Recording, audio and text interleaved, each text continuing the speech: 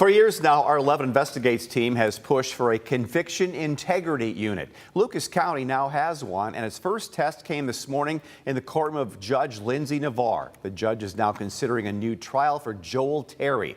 Lead investigator Brian Duggar was in the courtroom today and joins us with an update. Tell us about the purpose of the hearing and where do we go from here? Yeah, so Joel Terry back in 2019 was convicted of raping his young daughter. She was less than 10 at the time.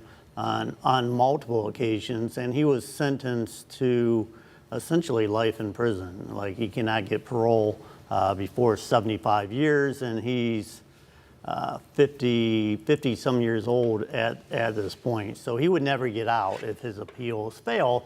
So the point of it was this case got brought to the conviction integrity unit, and they did some testing, some DNA testing, which was very favorable for him.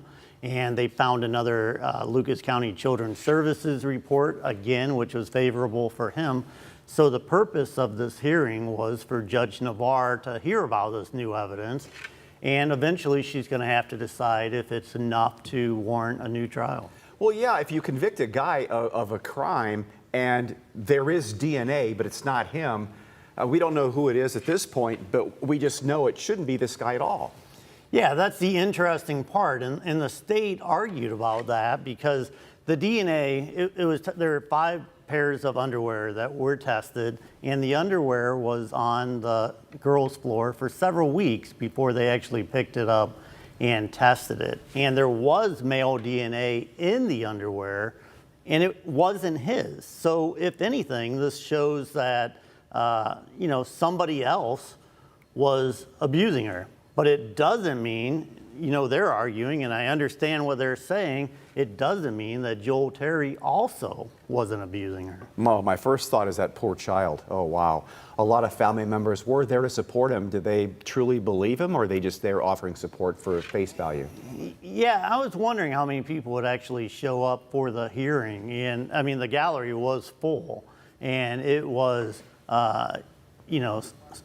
at least one of his daughters and, sisters, and his mom was there. I talked to them. So I talked to the mom and one of the daughters and said, do you believe him? I mean, you're not just saying this just because you're here supporting him. And they're like, we absolutely believe him. And the thing was, when Joel went into prison, he was like 48 years old.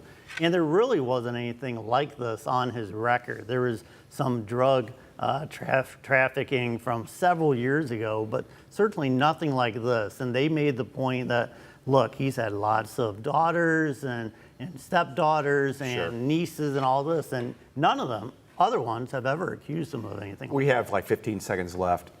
How long is this going to take to play out? Yeah, so we're going to wait for Judge Navarre to come back with a decision. And, it could be 1 month, it could be 6 months, it could be longer than that. Okay. We just don't know. Brian Duggar, story runs at 6 o'clock tonight on WTOL 11. Brian, thanks. We'll be right back.